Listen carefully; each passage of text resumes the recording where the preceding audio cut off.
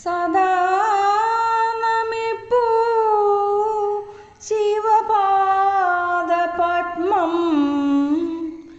സദാ സ്മരിപ്പൂ ശിവശക്തിഭാവം, സദാ ജപിപ്പൂ ശിവനാമമന്ത്രം, സദാ ഭജിപ്പൂ നമഃ ശിവായ. ഓം നമഃ ശിവായ. ഓം നമഃ ശിവായ. ഓം നമഃ ശിവായ. കൊട്ടിയൂരമ്പലം കൈലാസമായി, ഭക്തപ്രവാഹത്തിൻ ഗംഗയാറായി. ദക്ഷന്റെ ഹോമത്തിൽ ഭൂമി വിളങ്ങി, ദക്ഷിണ കാശിയെ നമ്മൾ വണങ്ങി. കൊട്ടിയൂരമ്പലം കൈലാസമായി, ഭക്തപ്രവാഹത്തിൻ ഗംഗയാറായി. ദക്ഷന്റെ ഹോമത്തിൽ ഭൂമി വിളങ്ങി, ദക്ഷിണ കാശിയെ നമ്മൾ വണങ്ങി. കൊട്ടിയൂർ വാസ കൈലാസനാഥ, കൂപ്പിയിരിക്കുന്നു ശംഭോ. ഓണപ്പൂക്കൾ ചൂടിക്കൊണ്ടല്ലോ നിന്നെ വിളിക്കുന്നു ശംഭോ. സൃഷ്ടിസ്ഥിതി സംഹാരം ചെയ്യുന്ന മൂർത്തിയല്ലോ, സത്യശിവ സൗന്ദര്യമേകും കൊട്ടിയൂർനാഥനല്ലോ. സൃഷ്ടിസ്ഥിതി സംഹാരം ചെയ്യുന്ന മൂർത്തിയല്ലോ, സത്യശിവ സൗന്ദര്യമേകും കൊട്ടിയൂർനാഥനല്ലോ. ദക്ഷനാകാലത്തൊരിക്കൽ ദുർഗാദേവിയെ പുത്രിയാക്കിയിടാൻ ബ്രഹ്മാവിൻ കാരുണ്യത്താലെ നന്നായി തന്നെ തപസ്സും ചെയ്തു. അന്നേരം ദേവിയും തന്നിൽ പ്രസാദിച്ചല്ലോ, ദക്ഷന്റെ പുത്രിയായി ഭൂമിയിൽ വന്നു പിറന്നുവല്ലോ. കണ്ണിനു കർപ്പൂരമായവൾ വാണുവല്ലോ, നല്ലൊരു നാമം സതിയെന്നു ചൊല്ലി വിളിച്ചുവല്ലോ. കൊല്ലങ്ങൾ അങ്ങനെ പോകെ കന്യയായവൾ മെല്ലെ വളർന്നു, നല്ലൊരു ഭർത്താവിനായിട്ടു ദക്ഷനും തേടി നടക്കുകയായി. കൊട്ടിയൂർ വാസ കൈലാസനാഥ, കൂപ്പിയിരിക്കുന്നു ശംഭോ. ഓണപ്പൂക്കൾ ചൂടിക്കൊണ്ടല്ലോ നിന്നെ വിളിക്കുന്നു ശംഭോ. സൃഷ്ടിസ്ഥിതി സംഹാരം ചെയ്യുന്ന മൂർത്തിയല്ലോ, സത്യശിവ സൗന്ദര്യമേകും കൊട്ടിയൂർനാഥനല്ലോ. നാട്ടിലെ രാജാക്കന്മാരെ വിളിച്ചുവല്ലോ, രാജ്ഞിയായി പുത്രിയെ കാണുവാൻ ദക്ഷനും മോഹിച്ചല്ലോ. കൊട്ടിയൂർ വാസ കൈലാസനാഥ, കൂപ്പിയിരിക്കുന്നു ശംഭോ. ഓണപ്പൂക്കൾ ചൂടിക്കൊണ്ടല്ലോ നിന്നെ വിളിക്കുന്നു ശംഭോ. കൈലാസനാഥനെ പുത്രിയും മോഹിച്ചല്ലോ, കല്യാണം ചെയ്യാൻ സതിയും മനസ്സിൽ കൊതിച്ചുവല്ലോ. സൃഷ്ടിസ്ഥിതി സംഹാരം ചെയ്യുന്ന മൂർത്തിയല്ലോ, സത്യശിവ സൗന്ദര്യമേകും കൊട്ടിയൂർനാഥനല്ലോ. കൊട്ടിയൂർ വാസ കൈലാസനാഥ, കൂപ്പിയിരിക്കുന്നു ശംഭോ. ഓണപ്പൂക്കൾ ചൂടിക്കൊണ്ടല്ലോ നിന്നെ വിളിക്കുന്നു ശംഭോ. കൈലാസനാഥനെ തൻ്റെ ഭർത്താവാക്കണമെന്നുള്ള കാര്യം വൈകാതെ തന്നെ പറഞ്ഞു ദക്ഷനും കോപിച്ചു ഗർജിച്ചുവല്ലോ. പുത്രിയെ താടിക്കാനായി ദക്ഷനണഞ്ഞുവല്ലോ, പുത്രിയെ കോപത്താൽ ഏറെ ശപിച്ചുവല്ലോ.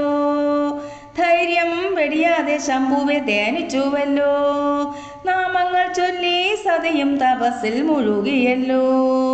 സൃഷ്ടിസ്ഥിതി സംഹാരം ചെയ്യുന്ന മൂർത്തിയല്ലോ, സത്യശിവ സൗന്ദര്യമേകും കൊട്ടിയൂർനാഥനല്ലോ. കൊട്ടിയൂർ വാസ കൈലാസനാഥ, കൂപ്പിയിരിക്കുന്നു ശംഭോ. ഓണപ്പൂക്കൾ ചൂടിക്കൊണ്ടല്ലോ നിന്നെ വിളിക്കുന്നു ശംഭോ. ദുഷ്ടനാം ദക്ഷൻ അന്നേരം സ്വയംവരത്തിനു കോപ്പുകൾ കൂട്ടി നാട്ടിലെ രാജാക്കന്മാരെ വീട്ടിലേക്കു വിളിച്ചു വരുത്തി. അന്നേരം നല്ല മുഹൂർത്തവും വന്നു ചേർന്നു. മാല്യങ്ങൾ ചാർത്തിക്കൊണ്ടപ്പോൾ സതിയും ഒരുങ്ങി നിന്നു. പെട്ടെന്നു വന്നതാ വേദിയിൽ ശങ്കരനും ദേവിയെ തേരിലെടുത്തു തപസ്സി മറഞ്ഞുവല്ലോ. കൊട്ടിയൂർ വാസ കൈലാസനാഥ കൂപ്പിയിരിക്കുന്നു ശംഭോ. ഓണപ്പൂക്കൾ ചൂടിക്കൊണ്ടല്ലോ നിന്നെ വിളിക്കുന്നു ശംഭോ. കൊട്ടിയൂർ വാസ കൈലാസനാഥ കൂപ്പിയിരിക്കുന്നു ശംഭോ. ഓണപ്പൂക്കൾ ചൂടിക്കൊണ്ടല്ലോ നിന്നെ വിളിക്കുന്നു ശംഭോ. സൃഷ്ടിസ്ഥിതി സംഹാരം ചെയ്യുന്ന മൂർത്തിയല്ലോ.